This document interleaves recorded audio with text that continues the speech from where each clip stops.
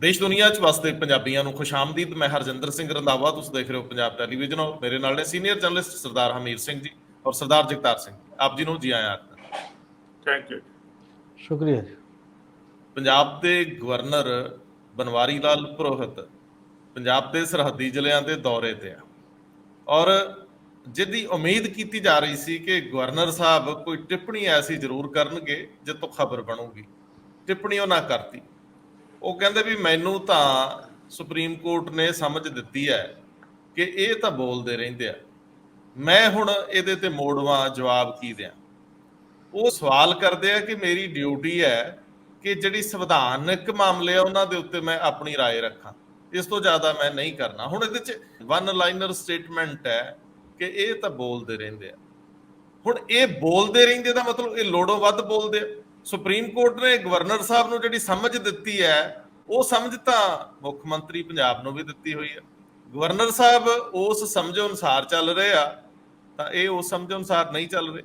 ਟਕਰਾਅ, ਆਪਸੀ ਵਿਰੋਧ, ਇਹ ਲਗਾਤਾਰ ਨਜ਼ਰ ਚੜਾ ਰਿਹਾ ਸੀ। ਗਵਰਨਰ ਸਾਹਿਬ ਨੇ ਉਹਨੂੰ ਇੱਕ ਵਾਰੀ ਫਿਰ ਸਾਹਮਣੇ ਰੱਖਤਾ ਹੈ। ਇਹਦੇ ਉੱਤੇ ਗੱਲ ਕਰਦੇ ਆ ਕਿ ਕੀ ਸੱਚਮੁੱਚ ਲੋੜੋਂ ਵੱਧ ਬੋਲਿਆ ਜਾ ਰਿਹਾ। ਨਵਜੋਤ ਸਿੰਘ ਸਿੱਧੂ ਦਾ ਮਾਮਲਾ ਵੀ ਆ ਜਿਹਦੇ ਚ ਆਉਂਦਾ, ਉਹ ਇੱਕ ਤੋਂ ਵੱਧ ਟਵੀਟ ਕਰਦੇ ਆ। ਉਹਨਾਂ ਦੀ ਧਰਮ ਪਤਨੀ ਵੀ ਇਹਦੇ ਚ ਕੁੱਦ ਜਾਂਦੇ ਆ। ਹੁਣ ਆਪਾਂ ਚੱਲਦੇ ਆ ਦੂਜੇ ਨੰਬਰ ਤੇ, ਬਲਵੰਤ ਸਿੰਘ ਰਾਜੋਆਣ, ਜਿਹੜੇ ਕਿ ਸਜ਼ਾ ਜਾਫਤਾ ਨੇ ਬੇਅੰਤ ਸਿੰਘ ਕਤਲ ਦੇ ਮਾਮਲੇ ਦੇ ਵਿੱਚ। ਉਹਨਾਂ ਦੀ ਭੈਣ ਕਮਲਦੀਪ ਕੌਰ ਨੇ ਕੱਲ ਇੱਕ ਫੇਸਬੁੱਕ ਦੀਵਾਰ ਤੇ ਲਿਖਿਆ ਸੀਗਾ, ਪੋਸਟ ਲਿਖੀ ਸੀਗੀ, ਔਰ ਬੜੀ ਸਟ੍ਰੇਟ ਫਾਰਵਰਡ ਸਿੰਘ ਸਾਹਿਬ ਨੂੰ ਬੜੇ ਤਿੱਖੇ ਸਵਾਲਾਂ ਨਾਲ ਉਹ ਪੇਸ਼ ਹੋਏ ਸੀਗੇ। ਔਰ ਇਹ ਮਿਹਣਾ ਵੀ ਮਾਰਿਆ ਸੀ ਕਿ ਤੁਸੀਂ ਸੱਤਾਧਾਰੀਆਂ ਦੇ ਵਿਆਹ ਸ਼ਾਦੀਆਂ 'ਚ ਖਾਓ ਲੱਡੂ ਤੇ ਪਾਓ ਭੰਗੜੇ ਤੇ ਰੱਖੋ Z+ ਸਿਕਿਉਰਟੀਆਂ। ਇਹਦੇ ਉੱਤੇ ਅਕਾਲੀ ਦਲ ਦੇ ਸਪੋਕਸਮੈਨ ਵਿਰਸਾ ਸਿੰਘ ਵਲਟੋਆ, ਉਹ ਇਸ ਮੌਕੇ ਦੇ ਉੱਤੇ ਇੱਕ ਵੱਖਰੇ ਕੋਣ ਤੋਂ ਪੇਸ਼ ਹੋ ਰਹੇ। ਤੀਜਾ ਮਾਮਲਾ, ਇਹ ਆਪਾਂ ਇਹਦੇ ਚੋਂ ਇੱਕ ਸਵਾਲ ਜ਼ਰੂਰ ਕੱਢਣਾ ਚਾਹੁੰਦੇ ਹਾਂ ਕਿ ਕੀ ਹੁਣ ਸਮਾਂ ਆ ਗਿਆ ਕਿ ਕਾਰਜਕਾਰੀ ਜਥੇਦਾਰ ਗਿਆਨੀ ਹਰਪ੍ਰੀਤ ਸਿੰਘ ਬਹੁਤ ਜਲਦ ਆਪਣੇ ਇਸ ਅਹੁਦੇ ਤੋਂ ਰੁਖਸਤ ਹੋ ਜਾਣਗੇ, ਉਹ ਆਪਣਾ ਚਾਰਜ ਛੱਡ ਦੇਣਗੇ। ਆਖਰੀ ਗੱਲ, ਸੁਖਬੀਰ ਸਿੰਘ ਬਾਦਲ ਨੇ ਸ਼੍ਰੋਮਣੀ ਕਮੇਟੀ ਦੀ ਚੋਣ, ਆਮ ਚੋਣ ਸ਼ੁਰੂ ਕਰਤੀ ਆ। ਉਹਨਾਂ ਨੇ ਹੁਣ ਤੱਕ 3 ਮੈਂਬਰ ਜਿਹੜੇ ਬੀਬੀ ਜਗੀਰ ਕੌਰ ਨਾਲ ਪਿਛਲੀ ਚੋਣ 'ਚ ਚਲੇ ਗਏ ਸੀਗੇ, ਉਹਨਾਂ ਦੇ ਵਾਪਸ ਆਉਣ ਦਾ ਦਾਅਵਾ ਕਰਤਾ ਤੇ ਕਈ ਹੋਰ ਸੰਪਰਕ 'ਚ ਹੋਣ ਦੀ ਗੱਲ ਕਰਤੀ ਆ। ਸਰਦਾਰ ਜਗਤਾਰ ਸਿੰਘ ਜੀ, ਗਵਰਨਰ ਜਦੋਂ ਇਹ ਕਹਿਣ ਕਿ ਇਹ ਤਾਂ ਬੋਲਦੇ ਰਹਿੰਦੇ ਨੇ ਤੇ ਮੈਨੂੰ ਸੁਪਰੀਮ ਕੋਰਟ ਨੇ ਦਿੱਤੀ ਆ ਸਮਝ, ਮੈਂ ਰਿਟੈਲੀਏਟ ਨਹੀਂ ਕਰਨਾ। ਔਰ ਇਹਦੇ ਵਿੱਚ ਮੈਨੂੰ ਜਿਸ ਦਿਨ ਪੰਜਾਬ ਯੂਨੀਵਰਸਿਟੀ ਚੰਡੀਗੜ੍ਹ ਨਾਲ ਸੰਬੰਧਿਤ ਪ੍ਰੈਸ ਕਾਨਫਰੰਸ ਕਰਦੇ ਨੇ ਮੁੱਖ ਮੰਤਰੀ 5 ਤਰੀਕ ਵਾਲੇ ਦਿਨ, ਮੈਨੂੰ ਉਹ ਮੰਜ਼ਰ ਯਾਦ ਆਉਂਦਾ ਹੈ ਜਦੋਂ ਗਵਰਨਰ ਦੀ ਅਧਿਅਕਸ਼ਤਾ ਦੇ ਵਿੱਚ, ਉਹਦੀ ਪ੍ਰਧਾਨਗੀ ਦੇ ਵਿੱਚ ਇਹ ਮੀਟਿੰਗ ਕਿਉਂ, ਇਹ ਸਵਾਲ ਇੱਕ ਪੱਤਰਕਾਰ ਉਠਾ ਦਿੰਦੇ ਤੇ ਉਹ ਨਾਲ ਭਗਵੰਤ ਮਾਨ ਕਹਿੰਦੇ ਆ ਕਿ ਤੁਹਾਨੂੰ ਪਤਾ ਹੀ ਹੈ ਮੈਂ ਹੁਣ ਕੀ ਕਵਾਂ, ਉੱਥੇ ਸਿਰਫ ਹੁਣ ਬੋਰਡ ਹੀ ਭਾਜਪਾ ਦਾ ਨਹੀਂ ਲੱਗਿਆ ਰਾਜ ਭਵਨ ਤੇ, ਬਾਕੀ ਤੇ ਸਭ ਤੁਹਾਨੂੰ ਪਤਾ ਹੀ ਹੈ। ਇਹ ਖੁੰਦਕ, ਇਹ ਰੰਜਿਸ਼, ਇਹ ਤਲਖੀ ਗਵਰਨਰ ਸਾਹਿਬ ਦੇ ਮਨ ਦੇ ਅੰਦਰ ਪਈ ਹੋਊਗੀ। ਇੱਥੋਂ ਹੀ ਉਹਨਾਂ ਨੇ ਇਹ ਸਵਾਲ ਉਠਾਇਆ ਕਿ ਇਹ ਤਾਂ ਬੋਲਦੇ ਰਹਿੰਦੇ ਆ ਤੇ ਮੈਂ ਮੋੜਵਾਂ ਜਵਾਬ ਨਹੀਂ ਦੇਣਾ। ਤੁਹਾਨੂੰ ਲੱਗਦਾ ਪੰਜਾਬ ਦੇ ਵਿੱਚ ਜੇ ਆਪਾਂ ਪਿਛਲੀਆਂ ਸਰਕਾਰਾਂ ਲੈ ਲਈਏ, ਕਦੇ ਵੀ ਇਸ ਤਰੀਕੇ ਦੀ ਕਨਫਰੰਟੇਸ਼ਨ ਸਾਹਮਣੇ ਨਹੀਂ ਆਈ। ਬੰਗਾਲ ਤੇ ਤਾਮਿਲਨਾਡੂ ਦੇ ਵਿੱਚ ਇਹ ਕਨਫਰੰਟੇਸ਼ਨ ਬਹੁਤ ਤਿੱਖੀ ਹੈ। ਮੈਨੂੰ ਇਹ ਨਹੀਂ ਸਮਝ ਆਉਂਦੀ ਕਿ ਜਿਹੜੀਆਂ ਨਾਨ BJP ਰੂਲਡ ਸਟੇਟਸ ਹੈਗੀਆਂ ਉਹਦੇ ਵਿੱਚ ਹੀ ਗਵਰਨਰ ਇੰਨੇ ਹਾਈਪਰ ਐਕਟਿਵ ਕਿਉਂ ਹੁੰਦੇ ਆ, ਬਾਕੀ ਸਟੇਟ ਦੇ ਵਿੱਚ ਕਿਉਂ, ਆਪਣੀਆਂ ਸਟੇਟ ਦੇ ਵਿੱਚ ਕਿਉਂ ਨਹੀਂ ਹੁੰਦੇ? ਕਿ ਉੱਥੇ ਸਭ ਕੁਝ ਠੀਕ ਠਾਕ ਹੈ ਤੇ ਇਹ ਜਿਹੜੀਆਂ ਨਾਨ BJP ਸਟੇਟਸ ਉੱਥੇ ਸਾਰਾ ਕੁਝ ਹੀ ਗਲਤ ਹੋ ਰਿਹਾ? ਇਹ ਸਿਚੁਏਸ਼ਨ ਜਵਾਬ ਮੰਗਦੀ ਹੈ।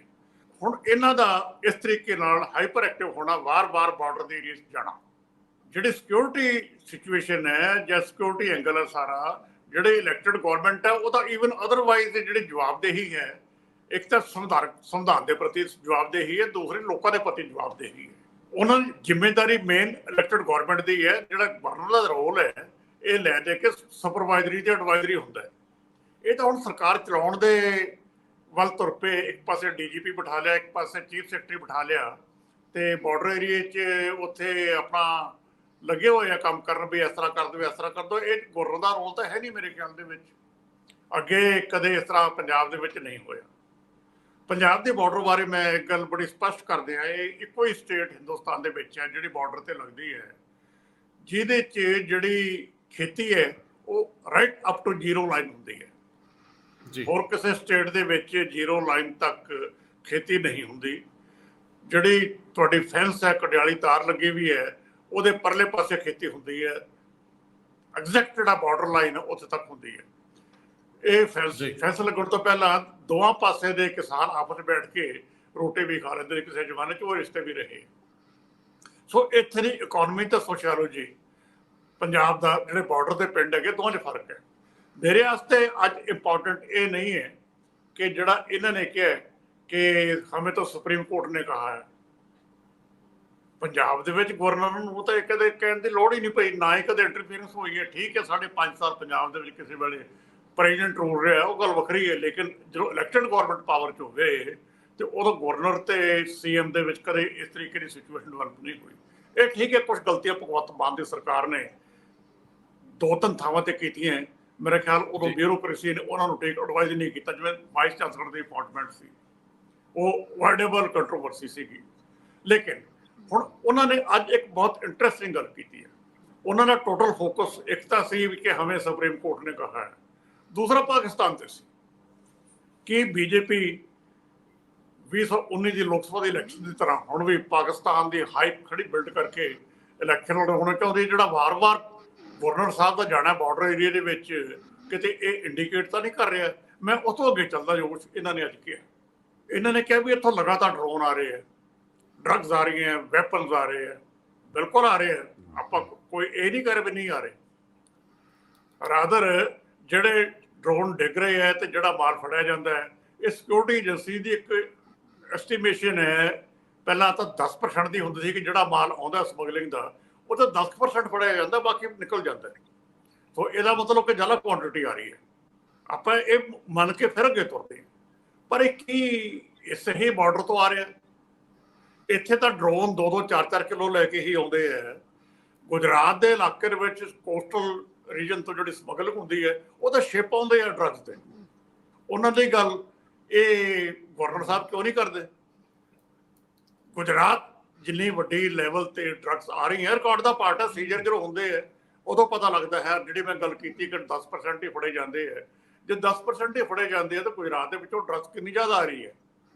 ਸੋ ਉਹ ਸਾਰੇ ਇਸ਼ੂ ਨੂੰ ਪਾਸੇ ਕਰਕੇ ਗਵਰਨਰ ਸਾਹਿਬ ਫੋਕਸ ਪਾਕਿਸਤਾਨ ਤੇ ਕਰ ਰਿਹਾ। ਨਾਲ ਉਹਨਾਂ ਨੇ ਇੱਕ ਹੋਰ ਗੱਲ ਕੀਤੀ ਹੈ, ਕਹਿੰਦੇ ਵੀ ਮੈਂ ਆਪਣੇ ਪਰਸਨਲ ਕੈਪੈਸਿਟੀ 'ਚ ਮੇਰਾ ਵਿਊ ਹੈ ਕਿ ਸਾਨੂੰ ਰਿਟੈਲੀਏਟ ਕਰਨਾ ਚਾਹੀਦਾ ਹੈ ਪਾਕਿਸਤਾਨ ਦੇ ਖਿਲਾਫ। ਇੱਕ ਨੈਰੇਟਿਵ ਬਿਲਡ ਕੀਤਾ ਜਾ ਰਿਹਾ ਐਂਟੀ ਪਾਕਿਸਤਾਨ। ਨਾਲ ਕਹਿੰਦੇ ਆ ਵੀ ਮੇਰਾ ਪ੍ਰਾਈਵੇਟ ਵਿਊ ਹੈ ਕਿ ਗਵਰਨਰ ਸਾਹਿਬ ਨੂੰ ਪੁੱਛੋ, ਜੇ ਤੁਸੀਂ ਪ੍ਰਾਈਵੇਟ ਵਿਊ ਐਕਸਪ੍ਰੈਸ ਕਰਨਾ ਹੈ ਤੇ ਬਨਵਾਰੀ ਲਾਲ ਪੁਰੋਹਿਤ ਦਾ ਪ੍ਰਾਈਵੇਟ ਵਿਊ ਕੋਈ ਨਹੀਂ ਸੁਣੇਗਾ ਜਰਨਲਿਸਟ, ਜਦ ਤੱਕ ਉਹ ਗਵਰਨਰ ਨਾ ਹੋ ਜੀ। ਸੋ ਇਸ ਕਰਕੇ ਗਵਰਨਰ ਦਾ ਕੋਈ ਵਿਊ ਪ੍ਰਾਈਵੇਟ ਨਹੀਂ ਹੁੰਦਾ।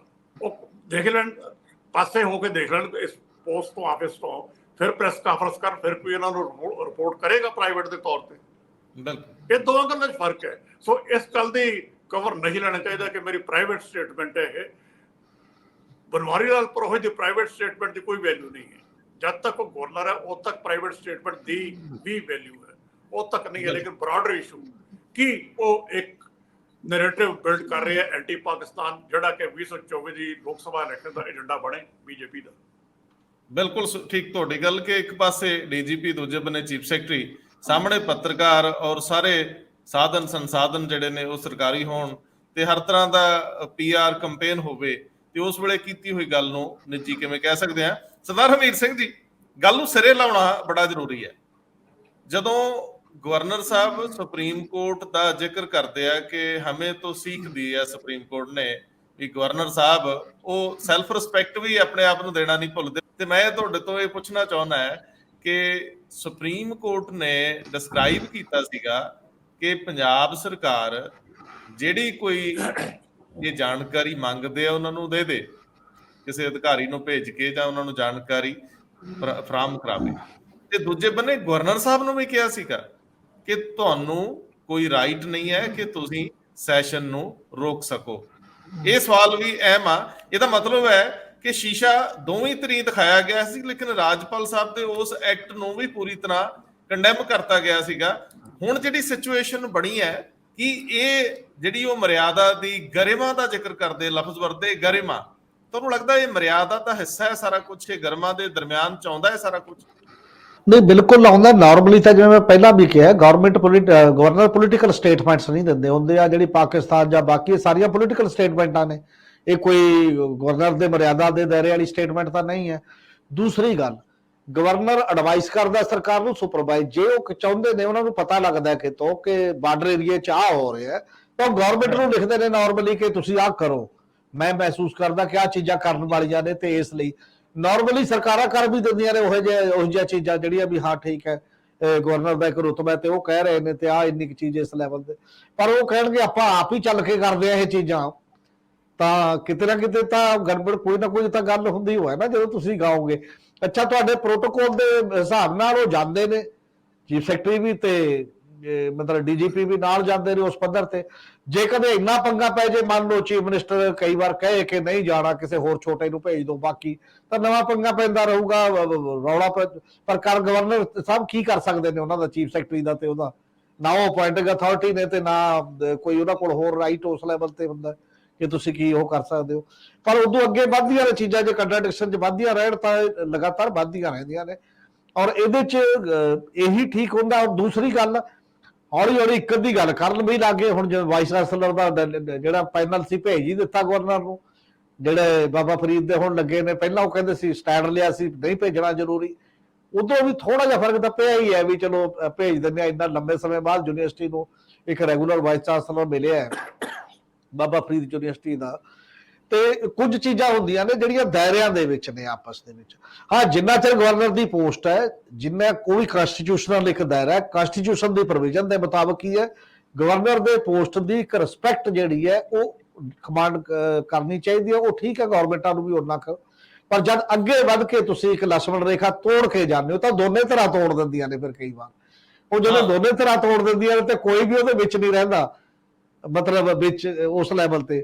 ਨਹੀਂ ਤਾਂ ਜਾਂ ਚੀਫ ਮਿਨਿਸਟਰ ਇੰਨਾ ਕੁ ਸਿਆਣਾ ਹੁੰਦਾ ਸਟੇਟ ਦਾ, ਉਹ ਮੈਨੇਜ ਕਰ ਲੈਂਦਾ, ਜਾ ਕੇ ਗਵਰਨਰ ਨੂੰ ਕਹਿੰਦਾ ਚਲੋ ਛੱਡੋ। ਜਾਂ ਗਵਰਨਰ ਥੋੜੇ ਜਿਹੇ ਇਸ ਲੈਵਲ ਤੇ ਹੁੰਦੇ ਨੇ ਵੀ ਆਪਾਂ ਵਿਗਾੜ ਕੇ ਕੀ ਰਹਿਣਾ, ਚਲੋ ਆਪਸ ਦੇ ਵਿੱਚ ਐਮੀਕੇਬਲੀ ਚੱਲ ਪੈਂਦੇ ਆ। ਪਰ ਇੱਕ ਗੱਲ ਇਹ ਪੁਆਇੰਟ ਆਊਟ ਕਰਨ ਵਾਲੀ ਹੈ ਜ਼ਰੂਰ, ਇਦੋਂ ਪਹਿਲਾਂ ਕਾਂਗਰਸ ਵੇਲੇ ਵੀ ਇਹ ਹੋਇਆ ਬਥੇਰਾ, ਤੇ ਹੁਣ ਬੀਜੇਪੀ ਵੇਲੇ ਵੀ ਹੋ ਰਿਹਾ। ਜਿਹੜੀ ਸੱਤਾ 'ਚ ਸਰਕਾਰ ਹੁੰਦੀ ਹੈ, ਕੇਂਦਰੀ ਸੱਤਾ ਦੇ ਵਿੱਚ, ਹਮੇਸ਼ਾ ਆਪੋਜੀਸ਼ਨ ਦੀਆਂ ਸਰਕਾਰਾਂ ਨਾਲ ਹੀ ਸਟੇਟਾਂ ਦੀਆਂ ਨਾਲ ਟਕਰਾਅ ਹੁੰਦਾ ਹੈ, ਆਪਣੀਆਂ ਸਰਕਾਰਾਂ ਨਾਲ ਨਹੀਂ ਹੁੰਦਾ ਕਿਤੇ ਵੀ। ਇਹਦਾ ਮਤਲਬ ਇਹ ਵੀ ਤਾਂ ਦੇਖਣ ਵਾਲੀ ਗੱਲ ਹੈ ਨਾ, ਕਿਤੇ ਨਾ ਕਿਤੇ ਤਾਰ ਹਿਲਦੀ ਹੈ ਵੀ ਤੁਸੀਂ ਕੋਈ ਗੱਲ ਨਹੀਂ, ਥੋੜਾ ਬਹੁਤ ਕਰਦੇ ਰਹੋ ਕੁਛ ਨਾ ਕੁਛ ਹੋਰ, ਚਾਹੇ ਹੋਮ ਮਿਨਿਸਟਰੀ ਵੱਲੋਂ, ਜਿਹਦੇ ਮਰਜ਼ੀ ਵੱਲੋਂ ਵੀ। ਹਾਂ, ਜੇ ਤਾਂ ਉਹ ਆਪਣੀਆਂ ਸਰਕਾਰਾਂ ਨਾਲ ਵੀ ਐਵੇਂ ਕਰਦੇ ਰਹਿਣ, ਕਈ ਵਾਰ ਪਾਰਟੀਆਂ ਦੇ ਅੰਦਰ ਵੀ ਤਾਂ ਵਿਰੋਧ ਹੋ ਜਾਂਦਾ, ਪਰ ਉਹ ਦਿਖਾਈ ਨਹੀਂ ਦਿੱਤਾ ਕਿਤੇ ਹਜੇ ਤੱਕ ਕਿ ਗਵਰਨਰ ਉੱਥੇ ਵੀ ਸਟੈਂਡ ਲੈ ਕੇ ਬੈਠੇ ਹੋਏ ਨੇ ਵੱਖ-ਵੱਖ ਮਾਮਲਿਆਂ ਦੇ ਵਿੱਚ। ਉਹ ਚਾਹੇ ਪੁਰਾਣੇ ਕੋਈ ਗੱਲ ਹੈ ਨਹੀਂ, ਕੱਲਾ ਬੀਜੇਪੀ ਦਾ, ਇਦੋਂ ਪਹਿਲਾਂ ਕਾਂਗਰਸ ਵੇਲੇ ਵੀ ਐ ਬੜੇ ਵਾਰ ਉਸੇ ਤਰੀਕੇ ਦੇ ਨਾਲ ਹੋਇਆ। ਔਰ ਗਵਰਨਰਾਂ ਤੋਂ ਰਿਪੋਰਟਾਂ ਲਈਆਂ ਨੇ। ਤੁਸੀਂ ਦੇਖੋ ਪਾਰਟੀਆਂ ਬਦਲ ਗਈਆਂ, 77 ਦੇ ਵਿੱਚ ਜਨਤਾ ਪਾਰਟੀ ਆ ਗਈ, ਔਰ 9 ਸਟੇਟਾਂ ਦੀਆਂ ਸਰਕਾਰਾਂ ਤੋੜੀਆਂ ਗਵਰਨਰ ਦੇ ਰਿਪੋਰਟ ਦੇ ਉੱਤੇ। ਤੇ ਉਸ ਤੋਂ ਬਾਅਦ 80 ਚ ਕਾਂਗਰਸ ਆ ਗਈ, ਉਹਨਾਂ ਹੀ ਗਵਰਨਰਾਂ ਨੇ ਲਿਖ ਕੇ ਜਾਂ ਗਵਰਨਰ ਬਦਲ ਤੇ ਉਹਨਾਂ ਨੇ ਲਿਖ ਕੇ ਦਿੱਤਾ ਇੱਥੇ law and order the problem ਹੈ। ਸਾਰੀਆਂ ਸਟੇਟਾਂ 'ਚ ਇਕੱਠੀ ਉਹ ਪ੍ਰੋਬਲਮ ਹੋ ਜਾਂਦੀ ਹੈ ਜਿੱਥੇ ਕਿਤੇ ਵਿਰੋਧੀ ਧਿਰ ਦੀਆਂ ਆਉਂਦੀਆਂ ਨੇ। ਇਹਦਾ ਮਤਲਬ ਗਵਰਨਰ ਦੀ ਪੋਸਟ ਨਾਨ ਪੋਲੀਟੀਕਲ ਐਂਗਲ ਤੋਂ ਨਹੀਂ ਚੱਲ ਰਹੀ, ਉਹ ਕਿਸੇ ਪੋਲਿਟਿਕਸ ਨੂੰ ਸਰਵ ਕਰਨ ਦੇ ਲਈ ਅਸੀਂ ਬੰਦਾ ਬਿਠਾਤਾ। ਤੇ ਪੋਲਿਟਿਕਸ ਐਡੀ ਵੱਡੀ ਹੈ, ਜੇ ਦਾਇਰੇ ਵਾਲੇ ਸਟੇਟਸਮੈਨ ਬੰਦੇ ਨਹੀਂ ਸਾਡੇ ਕੋਲ ਜਿਹੜੇ ਕਹਿਣ ਵੀ ਨਹੀਂ ਕੋਈ ਗੱਲ ਨਹੀਂ, ਸਟੇਟ ਬਿਹਤਰ ਚੱਲਣੀ ਚਾਹੀਦੀ ਹੈ, ਆਪਣਾ ਦਖਲ ਕਰੂਸ਼ਲ ਟਾਈਮ 'ਚ ਕਦੇ ਹੋ ਗਿਆ, ਨਾਰਮਲ ਰੂਟੀਨ 'ਚ ਦਖਲ ਨਹੀਂ ਦੇਣਾ। ਉਹ ਕਹਿੰਦੇ ਨਾ, ਪੰਜਾਬੀ ਦੀ ਕਹਾਵਤ ਹੈ ਵੀ ਵਸਣ ਵਾਲੀ ਤੇ ਵਸਣਾ ਚਾਹੁੰਦੀ ਹੈ, ਫਿਰ ਵਸਣ ਨਹੀਂ ਦਿੰਦੇ ਅਗਲੇ। ਸਵਾਲ ਇਸ ਗੱਲ ਦਾ ਵੀ ਹੈ, ਹੁਣ ਜੇ ਨਾਲ ਤੋਰ ਦਈਏ ਕਿ ਜੇ ਮੰਨ ਲਓ ਉਦੋਂ ਪੰਜਾਬ ਗਵਰਨਮੈਂਟ ਵੀ ਥੋੜੀ ਸਿਆਣਪ ਵਰਤੀ ਤੇ ਡਾਕਟਰ ਵਾਂਡਰ ਜਿਹੜੇ ਕਿ ਇਸ ਕਲਚਰ ਨੂੰ ਵੀ ਜਾਣਦੇ ਸੀ, ਉਹ ਲੱਗ ਜਾਣੇ ਸੀਗੇ। ਹੁਣ ਸੂਦ ਸਾਹਿਬ ਦੀ ਲੋਟਰੀ ਲੱਗ ਗਈ, ਉਹਦੇ ਉੱਤੇ ਪੈਂਦਿਆਂ ਸੁਖਬੀਰ ਬਾਦਲ ਨੇ ਟਵੀਟ ਵੀ ਕਰਤਾ ਸੀ ਵੀ ਲਓ ਦਿੱਲੀ ਤੋਂ ਲਾਤੇ। ਸੋ ਸਵਾਲ ਇਹ ਵੀ ਹੈ ਕਿ ਇਹ ਜਿਹੜੀ ਸਰਕਾਰ ਦੀ ਅਣਗਹਿਲੀ ਆ ਉਹ ਕਿਤੇ ਡਾਢੀ ਭਾਰੀ ਵੀ ਪੈ ਜਾਂਦੀ ਹੈ।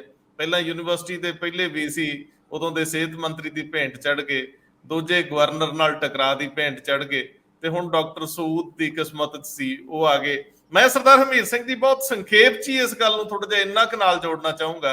ਜਦੋਂ ਗਵਰਨਰ ਸਾਹਿਬ ਕਹਿੰਦੇ ਆ ਵੀ ਇਹ ਤਾਂ ਬੋਲਦੇ ਨੇ, ਤੇ ਉਦੋਂ ਉਹ ਕੱਲ ਪਰਸੋਂ ਵਾਲੇ ਬੋਲਚਾਲ ਦੀ ਗੱਲ ਵੀ ਤੁਰੀ ਹੈ ਤੇ ਨਵਜੋਤ ਸਿੰਘ ਸਿੱਧੂ ਦੇ ਪਰਿਵਾਰ ਵੱਲੋਂ, ਉਹਨਾਂ ਦੀ ਪਤਨੀ ਵੱਲੋਂ, ਉਹਨਾਂ ਦੇ ਆਪਣੇ ਵੱਲੋਂ ਇਹ ਟਵੀਟਸ ਦਾ ਇੱਕ ਸਿਲਸਿਲਾ ਜਿਹਾ ਬਣਿਆ ਸੀ। ਇਹਨੂੰ ਥੋੜਾ ਜਿਹਾ ਟੱਚ ਕਰ ਦਿਓ, ਫਿਰ ਅੱਗੇ ਵਧੀਏ।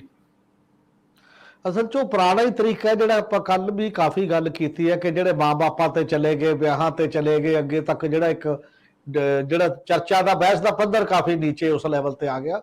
ਉਹਨਾਂ ਨੇ ਭਗਵੰਤ ਮਾਨ ਦੀ ਸਟੇਟਮੈਂਟ ਨੂੰ ਦਰੁਸਤ ਕਰਨ ਦਾ ਇੱਕ ਵਿਅੰਗ ਆਪਣੇ ਆਪ 'ਚ ਕੀਤਾ ਵੀ ਜਿਹੜਾ ਤੁਸੀਂ ਇਹ ਕਹਿ ਰਹੇ ਹੋ ਲਗਾਤਾਰ। ਭਗਵੰਤ ਮਾਨ ਉਹਨਾਂ ਨੇ ਕਿਹਾ ਨਾ ਕਿ ਨਵਜੋਤ ਸਿੱਧੂ ਨੂੰ ਵੀ ਜੇ ਤੇਰੇ ਫਾਦਰ ਦੂਜਾ ਵਿਆਹ ਨਾ ਕਰਾਉਂਦੇ ਤੁਸੀਂ ਆਉਣਾ ਹੀ ਨਹੀਂ ਸੀ, ਫਲਾਨਾ ਸੀ, ਜੇ ਉਹ ਨਵਜੋਤ ਸਿੱਧੂ ਨੇ ਵੀ ਤੇ ਉਹਨਾਂ ਦੀ ਵਾਈਫ ਨੇ ਵੀ, ਕਿ ਭਗਵੰਤ ਮਾਨ ਨੂੰ ਪਤਾ ਹੋਣਾ ਚਾਹੀਦਾ ਘੱਟੋ ਘੱਟ ਗੱਲ ਕੀ ਕਹਿਣੀ ਚਾਹੀਦੀ ਹੈ, ਫੈਕਚੁਅਲ ਤਾਂ ਠੀਕ ਹੋਵੇ, ਮਿਆਰ ਕਿੰਨਾ ਉਹ ਅਲੱਗ, ਉਹ ਛੱਡ ਦਿਓ, ਫੈਕਚੁਅਲ ਗੱਲ ਉਸ ਲੈਵਲ ਦੀ ਠੀਕ ਨਹੀਂ ਹੈ। ਔਰ ਨਵਜੋਤ ਸਿੱਧੂ ਉਹਨਾਂ ਨੇ ਵੀ ਦੱਸਿਆ ਕਿ ਉਹਨਾਂ ਦੇ ਫਾਦਰ ਨੇ ਮਤਲਬ ਮਦਰ ਦਾ ਦੂਸਰਾ ਵਿਆਹ ਸੀ, ਨਾ ਕਿ ਫਾਦਰ ਨੇ 2 ਵਿਆਹ ਕਰਾਏ ਉਸ ਪੱਧਰ ਦੇ ਉੱਤੇ। ਇਹ ਇੱਕ ਕਰੈਕਸ਼ਨ ਟਾਈਪ ਹੀ ਗੱਲ ਹੈ, ਪਰ ਫਿਰ ਵੀ ਮੈਨੂੰ ਲੱਗਦਾ ਇਸ ਲੈਵਲ ਤੇ ਜਾ ਕੇ ਕੌਣ ਜੰਮਿਆ, ਕਿਵੇਂ ਹੋਇਆ, ਕਿਹਦਾ ਵਿਆਹ ਕਿਹਦੇ ਨਾਲ, ਇਹ ਕੋਈ ਬਹੁਤ ਪੋਲਿਟਿਕਸ ਮਤਲਬ ਮਿਆਰੀ ਪੋਲਿਟਿਕਸ ਨਹੀਂ ਕਹੀ ਜਾ ਸਕਦੀ। ਚਾਹੇ ਕੋਈ ਲੋਕ ਇਹੋ ਜਿਹੇ ਵੀ ਨੇ ਬਥੇਰੇ ਸਾਡੇ ਅੱਜ ਕੱਲ, ਉਹ ਤਾਂ ਜਵਾਬ ਤਾਂ ਫਿਰ ਇੱਟ ਦਾ ਪੱਥਰ ਨਾਲ ਹੀ ਦਿੱਤਾ ਜਾਂਦਾ ਹੁੰਦਾ ਜੀ, ਉਹ ਤਾਂ ਇਦਾਂ ਹੀ ਦਿੱਤਾ ਜਾਂਦਾ ਹੁੰਦਾ। ਇਹਦਾ ਮਤਲਬ ਇੱਕ ਅੱਖ ਕੱਢ ਰਿਹਾ, ਅਸੀਂ ਮੱਧ ਯੁੱਗ ਚ ਰਹਿ ਰਿਹਾ ਕਿ ਇੱਕ ਅੱਖ ਕੱਢਣ ਵਾਲੇ ਦੀਆਂ 2 ਕੱਢ ਦੋ, 2 ਕੱਢਣ ਵਾਲੇ ਦੀਆਂ ਤੀਜਾ, ਜਾਂ ਡੈਮੋਕ੍ਰੇਟਿਕ ਇੱਕ ਵੈਲਿਊ ਸਿਸਟਮ ਚ ਰਹਿ ਰਿਹਾ। ਇੰਨਾ ਕਿ ਮਿਆਰ ਤਾਂ ਹੋਣਾ ਚਾਹੀਦਾ ਨਾ ਸਾਡਾ, ਮਾੜਾ ਮੋਟਾ ਗਲਤ ਨੂੰ ਗਲਤ, ਠੀਕ ਨੂੰ ਠੀਕ ਕਹਿਣ ਜੋਗਾ ਇੱਕ ਸਮਝ ਵੀ ਹੋਣੀ ਚਾਹੀਦੀ ਹੈ ਤੇ ਥੋੜੀ ਬਹੁਤ ਹੌਸਲਾ ਵੀ ਹੋਣਾ ਚਾਹੀਦਾ। ਮੈਨੂੰ ਤੁਹਾਡੀ ਉਹ ਗੱਲ ਕੱਲ ਬੜੀ ਜਚੀ ਕਿ ਅਸੀਂ ਜਦੋਂ ਗੁੱਸਾ ਜ਼ਾਹਰ ਕਰਨਾ ਹੋਵੇ ਔਰਤ ਸਾਹਮਣੇ ਲੈ ਆਓ, ਗਾਲ ਤੁਸੀਂ ਜਾ ਕੇ ਔਰਤ ਨਾਲ ਜੋੜ ਕੇ ਕੱਢਦੇ ਹੋ। ਸਮਾਜ ਦੇ ਵਿੱਚ ਅਸੀਂ ਜਿੰਨੀਆਂ ਇਸ ਤਰ੍ਹਾਂ ਦੀਆਂ ਕੁਰੀਤੀਆਂ ਨੇ ਉਹਦੇ ਨਾਲ ਔਰਤ ਨੂੰ ਜੋੜ ਕੇ ਬਹਿ ਜਾਂਦੇ ਆ। ਤੇ ਤੁਹਾਡੀ ਗੱਲ ਠੀਕ ਹੈ ਕਿ ਮੱਧ ਕਾਲ 'ਚ ਥੋੜੀ ਰਹਿ ਰਹੇ ਹਾਂ ਅਸੀਂ, ਜੰਗਲ ਦੇ ਵਿੱਚ ਥੋੜਾ ਹੈ। ਹੁਣ ਤਾਂ ਸੱਭਿਅਤਾ ਦੇ ਵੀ ਵਿਕਾਸ ਦੇ ਦਾਅਵੇ ਬਹੁਤ ਅੱਗੇ ਵੱਧ ਗਏ। ਜਗਤਾਰ ਸਿੰਘ ਜੀ, ਜਦੋਂ ਸਿੰਘ ਸਾਹਿਬ ਗਿਆਨੀ ਹਰਪ੍ਰੀਤ ਸਿੰਘ ਨੂੰ ਲੈ ਕੇ ਕੁਝ ਦਿਨ ਪਹਿਲਾਂ ਇੱਕ ਵਿਵਾਦ ਸ਼ੁਰੂ ਹੋ ਜਾਂਦਾ ਕਿ ਉਹ ਰਹਿਣਗੇ, ਚਲੇ ਜਾਣਗੇ, ਉਹਨਾਂ ਤੋਂ ਚਾਰਜ ਵਾਪਸ ਲੈ ਲਿਆ ਜਾਊਗਾ ਜਾਂ ਉਹ ਚਾਰਜ ਛੱਡ ਦੇਣਗੇ, ਕਾਰਜਕਾਰੀ ਜਥੇਦਾਰ ਵਾਲਾ ਕਾਫੀ ਵਿਵਾਦਤ ਜਿਹਾ ਹੋ ਗਿਆ ਸੀਗਾ। ਲੇਕਿਨ ਉਸ ਤੋਂ ਬਾਅਦ ਸਭ ਸ਼ਾਂਤ ਹੋ ਗਿਆ। ਹੁਣ ਕੱਲ ਜਿਹੜਾ ਇੱਕ ਫੇਸਬੁੱਕ ਪੋਸਟ ਆਈ ਹੈ ਉਹ ਕਮਲਦੀਪ ਕੌਰ ਵੱਲੋਂ ਆਈ ਆ, ਜਿਹੜੇ ਮੂੰਹ ਬੋਲੀ ਭੈਣ ਨੇ ਬਲਵੰਤ ਸਿੰਘ ਰਾਜੋਆਣਾ ਦੇ, ਔਰ ਉਹਨਾਂ ਦਾਅਵਾ ਕੀਤਾ ਕਿ ਇਹ ਵੀਰ ਜੀ ਕਹਿ ਰਹੇ ਨੇ ਕਿ ਤੁਸੀਂ ਸ਼੍ਰੋਮਣੀ ਕਮੇਟੀ ਨੂੰ ਆਦੇਸ਼ ਦਿਓ ਕਿ ਉਹ ਮੇਰੀ ਜਿਹੜੀ ਮਰਸੀ ਪਟੀਸ਼ਨ ਉਹਨਾਂ ਨੇ ਪਾਈ ਆ ਉਹ ਵਾਪਸ ਲੈ ਲੈਣ, ਕਿਉਂਕਿ ਤੁਸੀਂ ਕਹਿ ਤਾਂ ਰਹੇ ਹੋ ਕਿ ਹੁਣ ਮੰਗਣ ਦਾ ਕੀ ਫਾਇਦਾ ਹੈ। ਤੇ ਦੂਜੀ ਗੱਲ ਉਹ ਕਹਿੰਦੇ ਵੀ ਹਾਂ ਹੁਣ ਕੀ ਫਾਇਦਾ ਇਹਨਾਂ ਗੱਲਾਂ ਦਾ, ਤੁਸੀਂ Z+ ਸਿਕਿਉਰਟੀਆਂ ਮਾਣੋ ਤੇ ਤੁਸੀਂ ਸੱਤਾਧਾਰਿਆਂ ਦੇ ਵਿਆਹਾਂ 'ਚ ਲੱਡੂ ਖਾਓ, ਭੰਗੜੇ ਪਾਓ। ਇਹ ਕਾਫੀ ਅਹਿਮ ਸਵਾਲ ਸੀ, ਪਰ ਇਸ ਤੋਂ ਵੀ ਜ਼ਿਆਦਾ ਅਹਿਮ ਉਦੋਂ ਹੋ ਜਾਂਦਾ ਜਦੋਂ ਵਿਰਸਾ ਸਿੰਘ ਵਲਟੋਆ ਇਹਦੇ ਉੱਤੇ ਟਿੱਪਣੀ ਦੌਰਾਨ ਕਾਫੀ ਅਹਿਮ ਲਿਖਤ ਪੇਸ਼ ਕਰ ਦਿੰਦੇ ਆ। ਇਹ ਦੋਵੇਂ ਚੀਜ਼ਾਂ ਤੁਸੀਂ ਦੇਖੀਆਂ ਨੇ। ਮੇਰੀ ਸਮਝ ਨਾਲੋਂ ਤੁਹਾਡੀ ਸਮਝ ਬਹੁਤ ਵਿਸ਼ਾਲ ਹੈ। ਤੁਸੀਂ ਇਤਿਹਾਸਕ ਸੰਦਰਭਾਂ ਦੇ ਵਿੱਚ ਗੱਲ ਕਰਦੇ ਹੋ ਹਮੇਸ਼ਾ ਕਿ ਸਿੰਘ ਸਾਹਿਬ ਗਿਆਨੀ ਹਰਪ੍ਰੀਤ ਸਿੰਘ ਦੇ ਜਾਣ ਦਾ ਵਕਤ ਆ ਗਿਆ। ਇਹ ਵਕਤ ਜਿਹੜੀ ਤੁਸੀਂ ਪਹਿਲਾਂ ਜ਼ਿਕਰ ਕੀਤਾ ਨਾ ਕਿ ਉਦੋਂ ਇਹ ਪੋਸੀਬਲੀ ਕੁਇਟ ਕਰਨ ਲੱਗੇ ਸੀਗੇ, ਤੇ ਜਿਹੜੀ ਬਾਅਦ ਦੇ ਵਿੱਚ ਮੈਨੂੰ ਥੋੜੀ ਜਿਹੀ ਜਾਣਕਾਰੀ ਮਿਲੀ ਉਹ ਇੰਟਰਸਟਿੰਗ ਸੀ ਇਸ ਕੰਟੈਕਸਟ ਦੇ ਵਿੱਚ ਕਿ ਉਸੇ ਦਿਨ ਸਿੰਘ ਸਾਹਿਬ ਨੂੰ ਇਹ ਕਨਵੇ ਕੀਤਾ ਗਿਆ ਵੀ ਸਰਦਾਰ ਸੁਖਬੀਰ ਸਿੰਘ ਬਾਦਲ ਤੇ SGPC ਦੇ ਪ੍ਰਧਾਨ ਸਰ ਹਰਜਿੰਦਰ ਸਿੰਘ ਧਾਮੀ ਦੋਵਾਂ ਵੱਲੋਂ ਇਹ ਫਿਲਹਾਲ ਇਹਨਾਂ ਨੂੰ ਕਨਵੇ ਕੀਤਾ ਗਿਆ ਕਿ ਹਾਲੇ ਐਸੀ ਕੋਈ ਇਸ਼ੂ ਨਹੀਂ ਹੈ ਤਾਂ ਤੁਹਾਨੂੰ ਚੇਂਜ ਨਹੀਂ ਕੀਤਾ ਜਾ ਰਿਹਾ। ਨਹੀਂ ਤਾਂ ਸਾਰੀ ਦਿਹਾੜੀ ਉਸ ਦਿਨ ਰੌਲਾ ਪੈ ਗਿਆ ਕਿ ਹੋ ਸਕਦਾ ਹੈ ਕਿ ਇਹ ਰਿਜ਼ਾਈਨ ਕਰ ਦੇਣ। ਇਹ ਕਿਹਾ ਜਾ ਰਿਹਾ ਕਿ ਜਦੋਂ ਉਧਰੋਂ ਕਨਵੇ ਹੋ ਗਿਆ ਕਿ ਐਸੀ ਕੋਈ ਸਿਚੁਏਸ਼ਨ ਨਹੀਂ ਹੈ ਤੇ ਇਹਨਾਂ ਨੇ ਆਪਣਾ ਮਨ ਬਦਲ ਲਿਆ। ਬਾਕੀ ਇਹ ਠੀਕ ਹੈ, ਗਲਤ ਹੈ, ਮੈਨੂੰ ਨਹੀਂ ਪਤਾ, ਲੇਕਿਨ ਜਿਸ ਲੈਵਲ ਤੋਂ ਇਹ ਜਾਣਕਾਰੀ ਮਿਲੀ ਸੀ ਉਹ ਕਾਫੀ ਆਥੈਂਟਿਕ ਸੀ। ਲੇਕਿਨ ਉਹਦੇ ਨਾਲ ਉਹ ਕੰਟਰੋਵਰਸੀ ਖਤਮ ਨਹੀਂ ਹੁੰਦੀ, ਉਹ ਕੰਟਰੋਵਰਸੀ ਦੇ ਬੈਕਗਰਾਉਂਡ ਵੀ ਹੋ ਰਿਹਾ। ਹੁਣ 1 ਜੂਨ ਨੂੰ ਜਦੋਂ ਬੇਗੋਵਾਲ ਬੀਬੀ ਜਗੀਰ ਕੌਰ ਦੇ ਡੇਰੇ ਦੇ ਵਿੱਚ ਉਹਨਾਂ ਦਾ 3 ਦਿਨ ਦਾ ਪ੍ਰੋਗਰਾਮ ਸ਼ੁਰੂ ਹੁੰਦਾ ਹੈ ਸੰਤ ਪ੍ਰੇਮ ਸਿੰਘ ਬਰਾੜੇ ਵਾਲਿਆਂ ਦੀ ਯਾਦ ਦੇ ਵਿੱਚ, ਉਹ ਹਰ ਸਾਲ ਕਰਾਉਂਦੇ ਆ। ਜਥੇਦਾਰ ਅਕਾਲ ਤਖਤ ਜਾਂਦੇ ਆ ਹਮੇਸ਼ਾ ਹੀ, ਹੋਰ ਵੀ ਲੀਡਰ ਜਾਂਦੇ ਆ। ਪ੍ਰਕਾਸ਼ ਸਿੰਘ ਬਾਦਲ ਜਦੋਂ CM ਸੀ ਉਹ ਵੀ ਜਾਂਦੇ ਰਹੇ ਆ, ਸ਼ਾਇਦ ਸੁਖਬੀਰ ਸਿੰਘ ਬਾਦਲ ਵੀ ਜਾਂਦਾ ਰਹੇ, ਹੁਣ ਮੇਰੇ ਦਿਮਾਗ ਦੇ ਵਿੱਚ ਨਹੀਂ। ਹੁਣ ਐਰਕੀ ਸਿਚੁਏਸ਼ਨ ਹੋਰ ਸੀਗੀ। ਐਰਕੀ ਸਿਚੁਏਸ਼ਨ ਉਹ ਨਹੀਂ ਜੋ ਪਹਿਲਾਂ ਵਾਲੀ ਸੀ। ਐਰਕੀ ਬੀਬੀ ਨੇ ਜਦੋਂ ਇਹ ਪ੍ਰੋਗਰਾਮ ਕਰਾਇਆ ਉਹ ਤਾਂ ਅਕਾਲੀ ਦਲ ਛੱਡ ਚੁੱਕੇ ਸੀਗੇ, ਤੇ ਉਹਨਾਂ ਨੇ ਸੁਖਬੀਰ ਸਿੰਘ ਬਾਦਲ ਦੇ ਕੈਂਡੀਡੇਟ ਨੂੰ ਐਸਜੀਪੀਸੀ ਇਲੈਕਸ਼ਨ 'ਚ ਅਪੋਜ਼ ਕੀਤਾ ਸੀ। ਉਸ ਦਿਨ ਇਹਨਾਂ ਦਾ ਉੱਥੇ ਜਾਣਾ ਇਹ ਵੀ ਸਵਾਲ ਖੜੇ ਕਰਦਾ ਸੀਗਾ ਕਿ ਜਥੇਦਾਰ ਅਕਾਲ ਤਖਤ ਉੱਥੇ ਕਿਉਂ ਗਏ ਇਸ ਸਿਚੁਏਸ਼ਨ ਦੇ ਵਿੱਚ।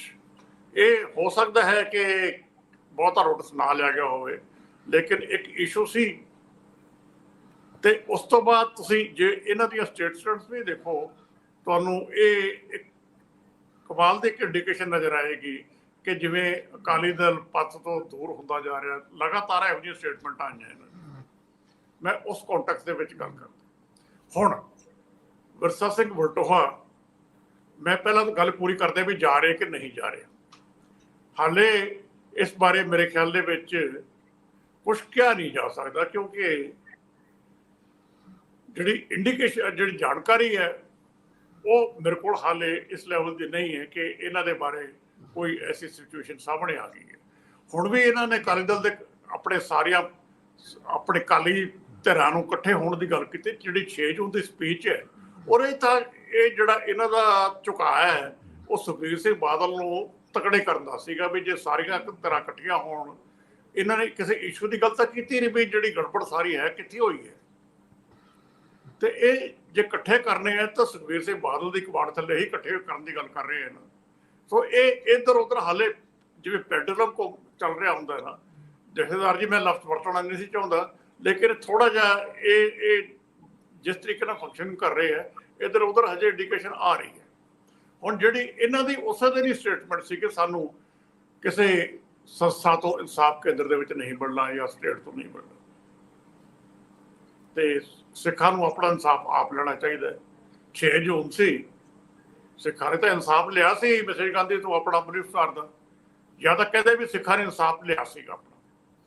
ਇਹ ਕੋਈ ਵੀ ਅਕਾਲੀ ਲੀਡਰ ਜਾਂ ਜਥੇਦਾਰ ਅਕਾਲ ਤਖਤ ਇਹ ਗੱਲ ਖੋਲ ਕੇ ਨਹੀਂ ਕਹਿੰਦੇ ਵੀ ਇਨਸਾਫ ਤਾਂ ਲੈ ਲਿਆ ਸੀ। ਇੱਕ ਪਾਸੇ ਜੋ ਤੁਸੀਂ ਗੱਲ ਕਰਦੇ ਹੋ ਕਿ ਸਾਨੂੰ ਇਹਨਾਂ ਤੇ ਕੋਈ ਵਿਸ਼ਵਾਸ ਨਹੀਂ ਇਨਸਾਫ ਮਿਲਣ ਦਾ, ਦੂਜੇ ਪਾਸੇ ਤੁਸੀਂ ਕਹਿ ਵੀ ਨਹੀਂ ਰਹੇ ਵੀ ਇਹ ਤਾਂ ਇਨਸਾਫ ਲੈਣਾ ਸਾਨੂੰ ਆਉਂਦਾ। ਹੁਣ ਇਸੇ ਕੰਟੈਕਸਟ ਦੇ ਵਿੱਚ ਬੀਬੀ ਕਮਲਦੀਪ ਕੌਰ ਨੇ ਰਿਐਕਟ ਕੀਤਾ ਸੀਗਾ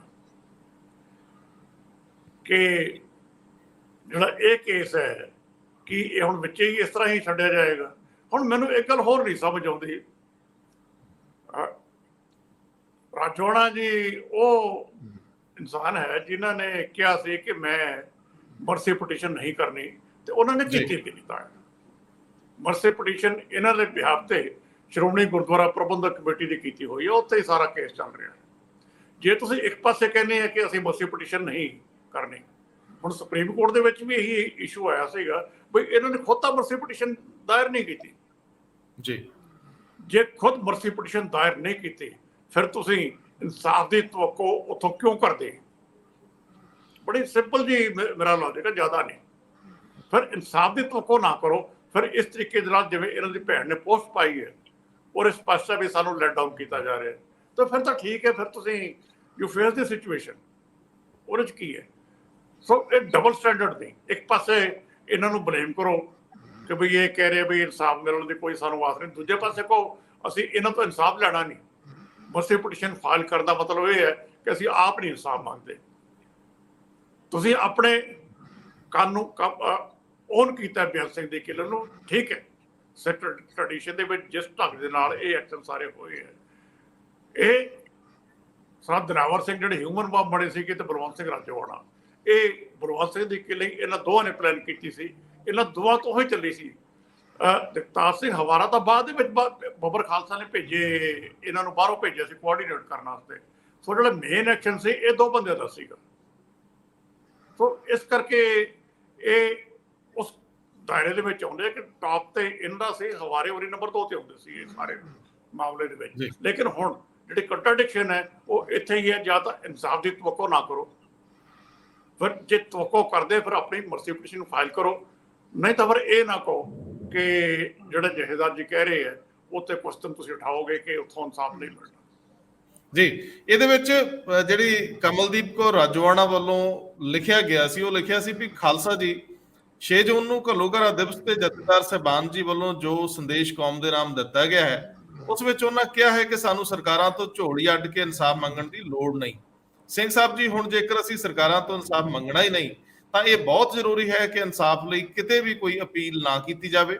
ਇਸ ਲਈ ਤੁਸੀਂ ਸ਼੍ਰੋਮਣੀ ਗੁਰਦੁਆਰਾ ਪ੍ਰਬੰਧਕ ਕਮੇਟੀ ਨੂੰ ਆਦੇਸ਼ ਜਾਰੀ ਕਰ ਦੇਵੋ ਕਿ 2012 ਵਿੱਚ ਆਪਣੀ ਕੀਤੀ ਹੋਈ ਅਪੀਲ ਨੂੰ ਵਾਪਸ ਲੈ ਲਿਆ ਜਾਵੇ, ਕਿਉਂਕਿ ਤੁਸੀਂ ਕਿਹਾ ਹੈ ਕਿ ਸਰਕਾਰਾਂ ਤੋਂ ਇਨਸਾਫ ਮੰਗਣ ਦੀ ਲੋੜ ਨਹੀਂ ਹੈ। ਇਸ ਲਈ ਵੀਰ ਜੀ ਰਾਜੋਆਣਾ ਜੀ ਦਾ ਕਹਿਣਾ ਹੈ ਕਿ ਜੇਕਰ ਅਸੀਂ ਕੌਮ ਲਈ ਇਨਸਾਫ ਮੰਗਣਾ ਹੀ ਨਹੀਂ ਤਾਂ ਹੁਕਮਰਾਨਾਂ ਦੀਆਂ ਵਿਆਹ ਸ਼ਾਦੀਆਂ ਵਿੱਚ ਜਾ ਕੇ ਲੱਡੂ ਖਾਓ, ਭੰਗੜੇ ਪਾਓ, ਜੱਟ ਸੁਰੱਖਿਆ ਲੈ ਕੇ ਆਨੰਦ ਲਵੋ। ਸਰਦਾਰ ਹਮੀਤ ਸਿੰਘ ਜੀ, ਇਹ ਉਹਨਾਂ ਦਾ ਇੱਕ ਪਹਿਰਾ ਸੀ ਲਾਸਟ ਵਾਲਾ। ਤੇ ਉਸ ਤੋਂ ਬਾਅਦ ਜਿਹੜੀ ਵਿਰਸਾ ਸਿੰਘ ਬਲਟੋਆ ਭਾਈ ਰਾਜੋਆਣਾ ਨੂੰ ਇੱਕ ਤਰ੍ਹਾਂ ਨਾਲ ਪੱਤਰ ਲਿਖ ਰਹੇ ਨੇ, ਅੱਜ ਕੱਲ ਪੱਤਰਾਂ ਦਾ ਰਿਵਾਜ ਚਲੇ ਗਿਆ, ਤੁਸੀਂ ਆਪਣੀਆਂ ਭਾਵਨਾਵਾਂ ਵਿਅਕਤ ਕਰ ਦਿੰਦੇ ਹੋ ਸੋਸ਼ਲ ਮੀਡੀਆ ਤੇ ਜਾ ਕੇ, ਉਹ ਬੜੀਆਂ ਰੌਚਕ ਨੇ। ਉਹਦੇ ਵਿੱਚ ਵਿਅੰਗ ਵੀ ਆ, ਉਹਦੇ ਵਿੱਚ ਦਰਦ ਵੀ ਆ, ਉਹਦੇ ਵਿੱਚ ਤੁਸੀਂ ਸਰੋਕਾਰ ਵੀ ਆਪਣਾ ਜ਼ਾਹਰ ਕਰ ਰਹੇ ਹੋ। ਇਹ ਜਿਹੜਾ ਵਿਰਸਾ ਸਿੰਘ ਬਲਟੋਆ ਦਾ ਬਿਆਨ ਹੈ, ਕਿਉਂਕਿ ਕਮਲਦੀਪ ਕੌਰ ਰਾਜੋਆਣਾ ਅਕਾਲੀ ਦਲ ਵੱਲੋਂ ਇਲੈਕਸ਼ਨ ਲੜ ਚੁੱਕਿਆ, ਕਿ ਉਹਨਾਂ ਨੇ ਅਕਾਲੀ ਦਲ ਦੀ ਮੈਂਬਰਸ਼ਿਪ ਲੈ ਕੇ ਲੜੀ ਹੈ ਜਾਂ ਉਹਨਾਂ ਨੂੰ ਅਕਾਲੀ ਦਲ ਨੇ ਸਮਰਥਨ ਦੇ ਕੇ ਉਮੀਦਵਾਰ ਬਣਾਇਆ, ਅਜੇ ਇੱਥੇ ਗੱਲ ਕਲੀਅਰ ਨਹੀਂ। ਜੇ ਉਹ ਬਤੌਰ ਅਕਾਲੀ ਲੀਡਰ ਇਹ ਕਹਿ ਰਹੇ ਨੇ ਤਾਂ ਮਤਲਬ ਸਿੰਘ ਸਾਹਿਬ ਨੂੰ ਪ੍ਰੋਪਰ ਸ਼ੀਸ਼ਾ ਵਿਖਾਇਆ ਗਿਆ। ਦੂਜੇ ਬੰਨੇ ਜਦੋਂ ਵਿਰਸਾ ਸਿੰਘ ਬਲਟੋਆ ਅਕਾਲੀ ਦਲ ਦੇ ਸਪੋਕਸਮੈਨ ਨੇ, ਉਹ ਜੋ ਲਿਖ ਰਹੇ ਨੇ ਉਹ ਨਿੱਜੀ ਹੈਸੀਅਤ 'ਚ ਲਿਖ ਰਹੇ ਨੇ ਜਾਂ ਅਕਾਲੀ ਦਲ ਦੇ ਸਪੋਕਸਮੈਨ ਵਜੋਂ ਲਿਖ ਰਹੇ ਆ, ਕਾਫੀ ਸਵਾਲ ਇਹਨਾਂ ਮਾਮਲਿਆਂ 'ਚ ਉੱਠ ਰਿਹਾ। ਪਰ ਲਿਖਿਆ ਬਲਟੋਆ ਸਾਹਿਬ ਨੇ ਬਹੁਤ ਸ਼ਾਨਦਾਰ ਹੈ, ਪਰ ਇਹ ਇੰਡੀਕੇਟ ਕੀ ਕਰ ਰਹੀ ਹੈ, ਦੱਸਿਓ ਜਰਾ। ਹਾਂ, ਇੱਕ ਤਾਂ ਗੱਲ ਕਲੀਅਰ ਹੈ ਕਿ ਬੀਬੀ ਨੂੰ ਮੈਂਬਰ ਬਣਾਉਣ ਤੋਂ ਬਾਅਦ ਹੀ ਉਹਨਾਂ ਨੇ ਸਿੰਬਲ ਅਲਾਟ ਕੀਤਾ ਸੀਗਾ, ਮਤਲਬ ਜਿਹੜਾ ਪਾਰਟੀ ਦਾ ਆਫੀਸ਼ੀਅਲ ਸਿੰਬਲ ਹੈ ਜਦੋਂ ਕੈਂਡੀਡੇਟ ਬਣਾਇਆ ਸੀ, ਉਸ 'ਚ ਤਾਂ ਕੋਈ ਦੋ ਰਾਮਾਂ ਨਹੀਂ। ਔਰ ਅਕਾਲੀ ਦਲ ਦੀਆਂ ਮੀਟਿੰਗਾਂ 'ਚ ਵੀ ਬਾਅਦ ਦੇ ਵਿੱਚ ਉਹਨਾਂ ਨੂੰ ਬੁਲਾਇਆ ਜਾਂਦਾ ਰਿਹਾ, ਕੁਝ ਮੀਟਿੰਗਾਂ ਹੋਈਆਂ ਜਿਹੜੀਆਂ ਉਹ ਸਾਰੇ ਮਾਮਲੇ ਦੇ ਵਿੱਚ। ਔਰ ਈਵਨ ਭਾਈ ਰਾਜੋਆਣਾ ਨੇ ਵੀ ਪਹਿਲਾਂ ਇੱਕ ਸਟੇਟਮੈਂਟ ਬੜੀ ਉਹ ਚੱਲੀ ਸੀ ਕਿ ਮੈਂ ਅਕਾਲੀ ਹਾਂ, ਅਕਾਲੀ ਸੀ, ਅਕਾਲੀ ਰਹੂੰਗਾ। ਉਹ ਵੀ ਇੱਕ ਗੱਲ ਉਸ ਪੱਧਰ ਦੇ ਉੱਤੇ ਸੀ, ਭਾਵੇਂ ਉਹ ਇੱਕ ਪਾਰਟੀਕੂਲਰ ਅਕਾਲੀ ਦਲ ਨਾਲ ਜਾਂ ਸ਼ਾਇਦ ਨਾ ਉਸ ਲੈਵਲ ਤੇ ਗੱਲ ਕਰਦੇ ਹੋਣ, ਪਰ ਗੱਲ ਤਾਂ ਕੀਤੀ ਗਈ। ਦੂਜੀ ਗੱਲ ਇੱਕ ਗੱਲ ਜੇਕਰ ਆਪਾਂ ਉਸ ਸੰਦਰਭ ਨੂੰ ਦੇਖਦੇ ਹਾਂ, ਇਹ ਸਾਰੀਆਂ ਚੀਜ਼ਾਂ ਚੋਂ ਬਿਲਕੁਲ ਇਹਨਾਂ 'ਚ ਤੰਜ ਨਜ਼ਰ ਆ ਰਿਹਾ ਹੈ। ਮਤਲਬ ਜਿਹੜੀ ਕਮਲਦੀਪ ਕੌਰ ਦੀ ਗੱਲ ਹੈ ਉਹਦੇ 'ਚ ਜਥੇਦਾਰ ਦੇ ਤੇ ਜਿਹੜਾ ਓਵਰਆਲ ਕੰਮਕਾਜ ਦਾ ਤਰੀਕਾਕਾਰ ਹੈ ਉਹਦੇ ਤੇ ਤੰਜੀ ਰੂਪ ਹੈ ਨਾ। ਜੇ ਤੁਸੀਂ ਨਾਲ ਇਹ ਨਾ ਜੋੜਦੇ ਕਿ ਤੁਸੀਂ ਵਿਆਹਾਂ ਤੇ ਜਾਓ, ਲੱਡੂ ਖਾਓ ਜਾਂ ਐਸ ਕਰੋ, ਫਿਰ ਉਹ ਪਹਿਲਾਂ ਵਾਲੀ ਸ਼ਾਇਦ ਇੱਕ ਸਿਧਾਂਤਕ ਜੀ ਗੱਲ ਲੱਗਦੀ ਸੀ। ਉਹ ਫਿਰ ਸਿਧਾਂਤਕ ਇਸ ਰੂਪ ਦੇ ਵਿੱਚ ਲੱਗਦੀ ਸੀ ਵੀ ਜਦੋਂ ਤੁਸੀਂ ਫੈਸਲਾ ਹੀ ਕਰ ਲਿਆ, ਜੇ ਜਥੇਦਾਰ ਅਕਾਲ ਤਖਤ ਇਹ ਇੱਕ ਸਿਧਾਂਤਕ ਲਾਈਨ ਦੇ ਰਹੇ ਨੇ ਕਿ ਇਨਸਾਫ ਮੰਗਣ ਦੀ ਕੋਈ ਲੋੜ ਨਹੀਂ, ਤਾਂ ਬਿਲਕੁਲ ਉਹਦਾ ਲੌਜੀਕਲ ਐਂਡ ਇਹ ਬਣਦਾ ਕਿ ਫਿਰ ਐਸਜੀਪੀਸੀ ਨੂੰ ਵੀ ਹਦਾਇਤ ਕਰੋ ਕਿ ਉਹ ਵਿਡਰਾ ਕਰ ਲਈ ਆਪਣੀ ਰਿਪੋਰਟ, ਜੇ ਸੀਰੀਅਸ ਸਿਧਾਂਤਕ ਲਾਈਨ ਦੀ ਗੱਲ ਕੀਤੀ ਜਾਏ। ਪਰ ਉਹ ਦੂਜੀ ਨਾਲ ਕਹਿ ਕੇ ਜਦੋਂ ਕੰਟੀਨਿਊਟੀ 'ਚ ਦੇਖਦੇ ਤਾਂ ਇਹ ਲੱਗਦਾ ਹੈ ਕਿ ਅਸਲ 'ਚ ਉਹਦੇ ਤੇ ਤੰਜ ਕੈਸੇ ਗਈ ਹੈ। ਦੂਸਰੀ ਗੱਲ ਇਹ ਵੀ ਹੈ ਕਿ ਜਦੋਂ ਸੁਪਰੀਮ ਕੋਰਟ ਨੇ ਆਪਣੇ ਗਲੋਂ ਤਾਂ ਲਾਤਾ ਤੇ ਹੁਣ ਗਵਰਨਮੈਂਟ ਆਫ ਇੰਡੀਆ ਤੇ ਨਿਰਭਰ ਹੈ ਟੋਟਲ ਮਾਮਲਾ ਸਾਰਾ। ਇੱਕ ਗੱਲ ਜੇਕਰ ਆਪਾਂ ਜਸਟਿਸ ਦੇ ਬੁਨਿਆਦ ਤੇ, ਇਨਸਾਫ ਦੀ ਬੁਨਿਆਦ ਤੇ ਸੋਚਿਆ ਜਾਏ, ਕੋਈ ਗਵਰਨਮੈਂਟ ਕਿਸੇ ਨੂੰ ਫਾਂਸੀ ਦੀ ਸਜ਼ਾ ਦੇ ਕੇ ਜਿੰਨਾ ਚਿਰ ਮਰਜ਼ੀ ਲਟਕਾ ਕੇ ਰੱਖ ਸਕਦੀ ਹੈ, ਇਹ ਕਿਸੇ ਸਿਧਾਂਤ ਦੇ ਦਾਇਰੇ 'ਚ ਨਹੀਂ, ਉਹਦਾ ਕਿਤੇ ਗੱਲ ਨਹੀਂ। ਜਿਵੇਂ ਕਿਹਾ ਜਾਂਦਾ ਨਾ ਬੰਨੇ ਦਿਨ ਹੁੰਦੇ ਨੇ ਅਲੱਗ ਹੈ, ਜਿਹਨੂੰ ਫਾਂਸੀ ਦੀ ਉਹ ਤਾਂ ਬੰਦਿਆਂ ਦਾ ਆਪਣਾ ਕਿਰਦਾਰ ਹੈ, ਚਲੋ ਜਿਵੇਂ ਮਰਜ਼ੀ ਚੱਲਦੇ ਨੇ ਨਾ ਚੱਲਦੇ ਉਹ, ਪਰ ਹਿਊਮਨ ਐਂਗਲ ਤੋਂ ਜਦੋਂ ਫਾਂਸੀ ਦੀ ਸਜ਼ਾ ਲਟਕਾ ਕੇ ਰੱਖੋ ਇੰਨਾ ਲੰਮਾ ਸਮਾਂ, ਤੁਸੀਂ ਸਾਲ ਦਰ ਸਾਲ, ਤਾਂ ਲਗਾਤਾਰ ਤੁਸੀਂ ਡੇਲੀ ਫਾਂਸੀ ਦੇ ਰਹੇ ਹੋ ਬੰਦੇ ਨੂੰ ਇੱਕ ਟਾਈਪ ਦਾ ਨਾ, ਤੇ ਉਹਦੇ ਤੇ ਲਟਕ ਰਹੀ ਹੈ ਤਲਵਾਰ ਤੇ ਤੁਸੀਂ ਉਹ ਚੀਜ਼ਾਂ ਕਰ ਰਹੇ ਹੋ। ਕੋਈ ਮਿਆਰ ਤਾਂ ਚਾਹੀਦੇ ਨੇ ਇਨਸਾਫ ਦੇ ਨਾ ਕਿਸੇ ਵੀ ਕੰਟਰੀ ਦੇ ਵਿੱਚ ਕਿਸੇ ਨਾ ਕਿਸੇ ਰੂਪ ਦੇ ਵਿੱਚ। ਤੇ ਉਦੋਂ ਅਗਲਾ ਉਹ ਇਸ ਲਈ ਕਹਿ ਰਹੇ ਨੇ ਸ਼ਾਇਦ ਕਿ ਜਦੋਂ ਸੁਪਰੀਮ ਕੋਰਟ ਦੀ ਜੱਜਮੈਂਟ ਆ ਗਈ ਸੀ, ਜਿਹੜੀ ਬਲਟੋਆ ਉਹਨਾਂ ਨੇ ਗੱਲ ਕੀਤੀ, ਕਿਸੇ ਨੇ ਕੋਈ ਡੈਪੂਟੇਸ਼ਨ ਮਿਲਿਆ ਹੋਵੇ ਗਵਰਨਮੈਂਟ ਆਫ ਇੰਡੀਆ ਨੂੰ ਜਾ ਕੇ, ਕੋਈ ਮੁਜ਼ਾਹਰਾ, ਕੋਈ ਪ੍ਰੋਟੈਸਟ, ਕੋਈ ਕਿਸੇ ਟਾਈਪ ਦੀ ਗੱਲ ਕੀਤੀ ਗਈ ਹੋਵੇ ਕਿ ਹੁਣ ਤਾਂ ਤੁਹਾਡੇ ਹੱਥ 'ਚ ਰਹਿ ਗਿਆ ਤੇ ਹੁਣ ਤੁਸੀਂ ਕਿਉਂ ਨਹੀਂ ਕਰਦੇ।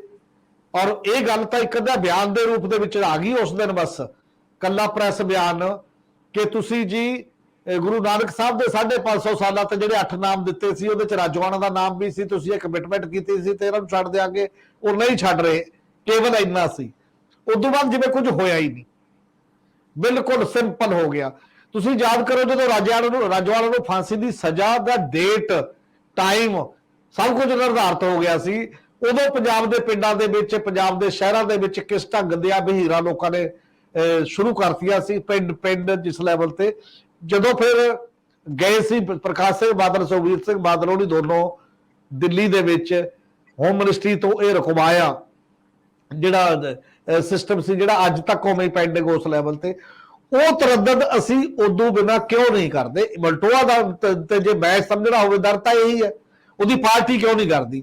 ਔਰ ਬਾਕੀ ਦੇ ਲੋਕ ਕਿਉਂ ਨਹੀਂ ਕਰਦੇ ਜਿਹੜੇ ਦੇ ਵਿੱਚ ਤੁਸੀਂ ਕਹਿੰਦੇ ਹੋ ਜੇਕਰ ਪੰਥਕ ਚਿੰਨ੍ਹ ਹੈ, ਜੇ ਤੁਸੀਂ ਉਹਨਾਂ ਨੂੰ ਆਪਣੀ ਪਾਰਟੀ ਰਲਾ ਵੀ ਲਿਆ ਔਰ ਬੰਦੀ ਸਿੰਘਾਂ ਦੀ ਰਿਹਾਈ ਦਾ ਤੁਸੀਂ ਮੇਜਰ ਮੋਰਚਾ ਦੀ ਗੱਲ ਵੀ ਕਰ ਰਹੇ ਸੀ, ਤਾਂ ਉਦੋਂ ਬਾਅਦ ਇਹ ਸਾਰਾ ਕੁਝ ਹੀ ਖਾਮੋਸ਼ ਕਿਉਂ ਹੋ ਗਿਆ?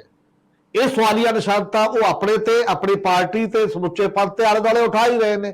ਇਸ ਹਮਾਮ ਦੇ ਵਿੱਚ ਤਾਂ ਫਿਰ ਸਾਰਿਆਂ ਨੂੰ ਜਵਾਬ ਦੇਣਾ ਪਏਗਾ ਕਿ ਕੀ ਕਰਦੇ ਹੋ ਕੀ ਨਹੀਂ ਕਰਦੇ ਉਸ ਪੱਧਰ ਦੇ ਉੱਤੇ। ਔਰ ਇਸੇ ਲਈ ਇਹ ਸਾਰਾ ਗੱਲ ਹੈ, ਤੇ ਇਸੇ ਲਈ ਜਥੇਦਾਰ ਸਾਹਿਬ ਵੀ ਵਿੱਚ ਆ ਜਾਂਦੇ ਨੇ, ਪਾਰਟੀਆਂ ਵੀ ਵਿੱਚ ਆ ਜਾਂਦੀਆਂ ਨੇ, ਤੇ ਤੁਸੀਂ ਸਾਰੇ ਵੀ ਆ ਜਾਂਦੇ ਨੇ ਜਿਹੜੇ ਬੰਦੇ ਪੰਥਕ ਸਿਆਸਤ ਦੇ ਕਿਸੇ ਵੀ ਦੌਰ ਦੇ ਵਿੱਚ ਬੈਠੇ ਹੋਏ ਨੇ। ਔਰ ਇਸ ਅੱਗੇ ਹੁਣ ਇਹਦਾ ਕੋਈ ਅਸਰ ਹੋਏਗਾ ਜਾਂ ਤੰਜ ਰਹਿ ਜਾਏਗੀ ਜਾਂ ਇੱਥੇ ਹੀ ਕੰਮ ਹੋ ਜਾਏਗਾ, ਇਹ ਨਹੀਂ ਪਤਾ ਆਉਣ ਵਾਲੇ ਦਿਨਾਂ ਦੇ ਵਿੱਚ ਕਿਸ ਲੈਵਲ ਤੇ ਗੱਲ ਹੋਏਗੀ। ਬਲਟੋਆ ਦਾ ਕਿੰਨਾ ਕਿ ਉਹਨੇ ਕਈ ਵਾਰ ਅੰਦਰ ਰਹਿੰਦੇ ਸੁਮੇਧ ਸੈਣੀ ਨੂੰ ਡੀਜੀਪੀ ਲਾਉਣ ਦਾ ਵੀ ਵਿਰੋਧ ਕੀਤਾ ਸੀ, ਥੋੜਾ ਮਨਵਾਇਆ, ਕਿਹਾ ਵੀ ਸੀ ਇਹ ਗਲਤ ਗੱਲ ਹੈ, ਸਾਡੇ ਤੋਂ ਗਲਤ ਓਪਨਲੀ ਵੀ ਕਿਹਾ ਗਲਤ ਹੋ ਜਾਣੇ ਫਲਾਣਾ, ਪਰ ਕੌਣ ਸੁਣਦਾ ਜੀ? ਵੱਡੀਆਂ ਵੱਡੀਆਂ ਪਾਰਟੀਆਂ 'ਚ ਸਪੋਕਸਪਰਸਨ ਹੋਣਾ, ਬਾਕੀ ਗੱਲਾਂ ਹੋਰ ਨੇ, ਫੈਸਲਾ ਕੁਨ ਤੱਕ ਤਾਂ ਹੋ ਕਿਤੇ ਬੈਠੀਆਂ ਹੁੰਦੀਆਂ। ਬਿਲਕੁਲ ਠੀਕ ਹੈ। ਇਸੇ ਵੇਲੇ ਇੱਕ ਵੱਡੀ ਖਬਰ ਆ ਰਹੀ ਹੈ ਕਿ ਸ਼੍ਰੋਮਣੀ ਅਕਾਲੀ ਦਲ ਨੇ ਆਪਣੇ ਯੂਥ ਵਿੰਗ ਦਾ ਪ੍ਰਧਾਨ ਸਰਬਜੀਤ ਸਿੰਘ ਝਿੰਜਰ ਨੂੰ ਲਾਇਆ। ਇਹ ਸ਼ਾਇਦ ਫਤਿਹਗੜ੍ਹ ਸਾਹਿਬ ਜ਼ਿਲ੍ਹੇ ਨਾਲ ਸੰਬੰਧ ਰੱਖਦੇ ਨੇ ਔਰ ਕਾਫੀ ਅਗਰੈਸਿਵ ਹਮਲਾਵਰ ਲੀਡਰ ਵਜੋਂ ਅਕਾਲੀ ਦਲ ਯੂਥ ਵਿੰਗ ਦੇ ਵਿੱਚ ਐਮਰਜ ਹੋਏ।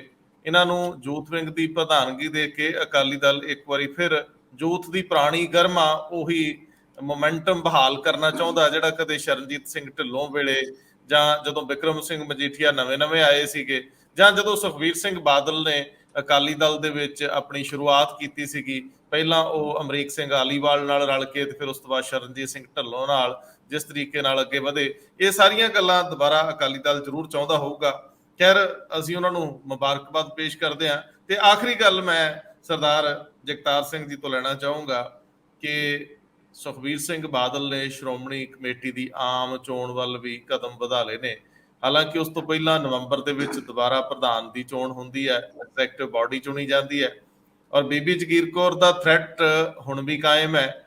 ਔਰ ਜਿਵੇਂ ਉਹਨਾਂ ਨੇ ਆਪਣਾ ਦਲ ਵੱਖਰਾ ਬਣਾ ਲਿਆ, ਸ਼੍ਰੋਮਣੀ ਕਮੇਟੀ ਇਲੈਕਸ਼ਨ ਲੜਨ ਦਾ ਐਲਾਨ ਕਰਤਾ ਹੈ, ਉਸ ਤੋਂ ਪਹਿਲਾਂ ਸੁਖਬੀਰ ਸਿੰਘ ਬਾਦਲ ਵੱਲੋਂ 2 ਮੈਂਬਰ ਸ਼੍ਰੋਮਣੀ ਕਮੇਟੀ ਦੇ ਅੱਜ ਪ੍ਰੈਸ ਕਾਨਫਰੰਸ ਕਰਕੇ ਦੁਬਾਰਾ ਸ਼ਾਮਲ ਕਰਵਾ ਲਏ ਗਏ। ਇੱਕ ਤਾਂ ਬੀਜੇਪੀ 'ਚ ਚਲੇ ਗਏ ਸੀ ਔਰ ਦੂਜੇ ਵੀ ਅਕਾਲੀ ਦਲ ਤੋਂ ਬਾਹਰ ਸੀਗੇ, ਹਾਲਾਂਕਿ ਉਹ ਆਜ਼ਾਦ ਲੜ ਕੇ ਸ਼ਾਇਦ ਆਏ ਸੀ, ਅਮਰੀਕ ਸਿੰਘ, ਸਰਦਾਰ ਅਮਰੀਕ ਸਿੰਘ। ਔਰ ਇੱਕ ਉਹਨਾਂ ਨੇ ਗਰਚਾ ਪਰਿਵਾਰ ਨਾਲ ਸੰਬੰਧਿਤ ਮੈਂਬਰ ਕੁਝ ਦਿਨ ਪਹਿਲਾਂ ਸ਼ਾਮਲ ਕਰਵਾਉਣ ਦਾ ਦਾਅਵਾ ਕੀਤਾ। ਕੁਝ ਹੋਰ ਵੀ ਸਾਡੇ ਸੰਪਰਕ 'ਚ ਹੈ, ਸੋ ਇਹਦੇ ਉੱਤੇ ਇੱਕ ਟਿੱਪਣੀ ਜ਼ਰੂਰ ਦੇ ਦਿਓ ਜੀ। ਅੱਜ ਉਹਨਾਂ ਨੇ ਇੱਕ ਬੜੀ ਬਰੀਫ ਜੀ ਪ੍ਰੈਸ ਕਾਨਫਰੰਸ ਕੀਤੀ ਜਿਹਦੇ ਵਿੱਚ ਇਹ 2 ਮੈਂਬਰ ਸ਼ਾਮਲ ਕਰਾਏ। ਉਹਦੇ 'ਚ ਇੱਕ ਲਾਈਨ ਬਹੁਤ ਇੰਟਰਸਟਿੰਗ ਸੀ ਉਹਨਾਂ ਦੀ, ਉਹਨਾਂ ਨੇ ਜਵਾਬ ਕੋਈ ਨਹੀਂ ਦਿੱਤਾ। ਉਸ ਤੋਂ ਬਾਅਦ ਤੇ ਉੱਠ ਕੇ ਚਲੇ ਗਏ, ਸਵਾਲ ਜਵਾਬ ਨਹੀਂ ਹੋਏ ਪ੍ਰੈਸ ਕਾਨਫਰੰਸ।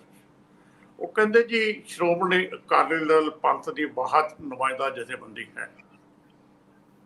SGPC ਦੀ ਚੋਣਾਂ ਦੇ ਸੰਦਰਭ ਦੇ ਵਿੱਚ ਗੱਲ ਕਰ ਰਹੇ ਸੀਗੇ।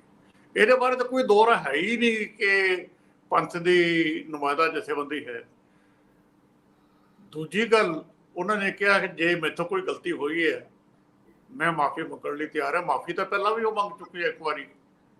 ਸੋ ਉਹ ਨੈਰੇਟਿਵ ਮੈਨੂੰ ਰਿਪੀਟ ਜਿਹਾ ਹੁੰਦਾ ਲੱਗਦਾ ਸੀ ਕਿਸੇ ਹੋਰ ਢੰਗ ਨਾਲ। ਲੇਕਿਨ ਮੈਂ ਗੱਲ ਕਰੂੰਗਾ ਅਕਾਲੀ ਦਲ ਦੇ ਪੰਥਕ ਹੋਣ ਦੀ ਜੀ। ਅਸੀਂ ਤਾਂ ਲਗਾਤਾਰ ਕਹਿੰਦੇ ਕਿ ਅਕਾਲੀ ਦਲ ਪੰਥਕ ਸੀ। ਇਹ ਤਾਂ ਪੰਥ ਦੀ ਤਰਜਮਾਨੀ ਅਕਾਲੀ ਦਲ ਤੇ SGPC ਹੀ ਸ਼ੁਰੂ ਤੋਂ ਕਰਦੇ ਹੈ।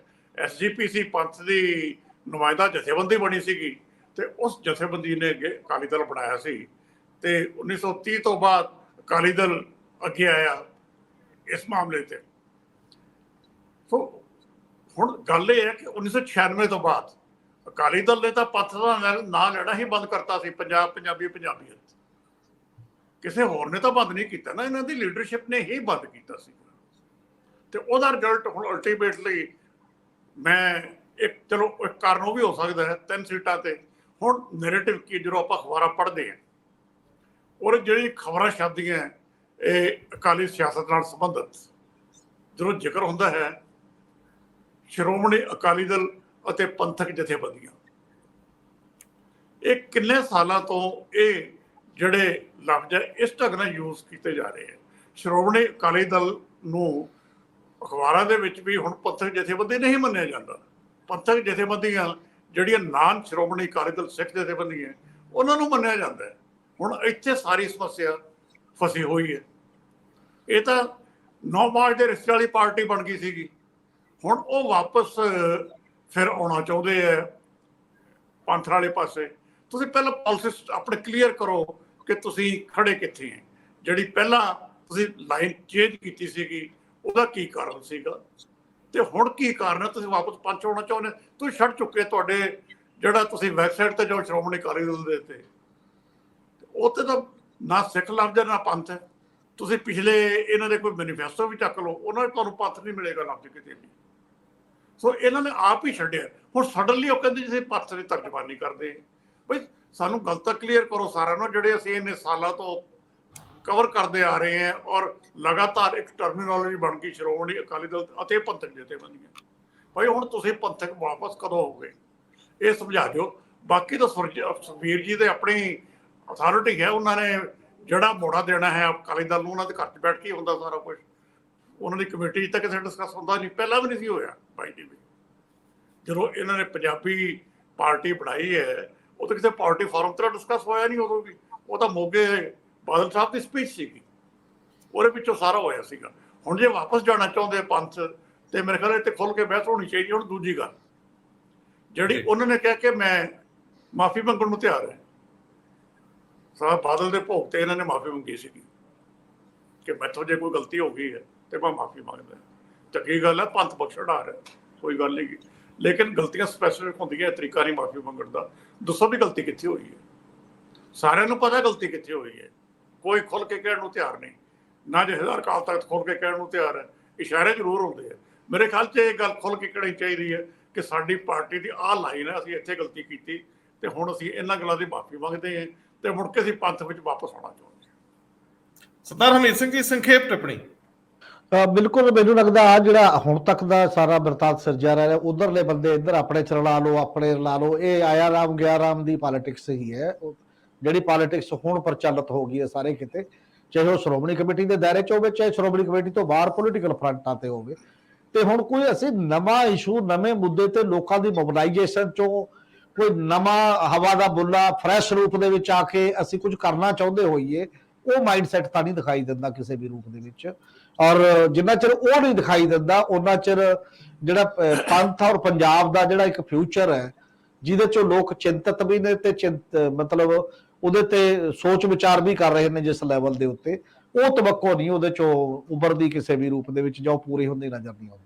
ਬਹੁਤ ਮਿਹਰਬਾਨੀ, ਬਹੁਤ ਧੰਨਵਾਦ। Thank you. ਸ਼ੁਕਰੀਆ ਜੀ।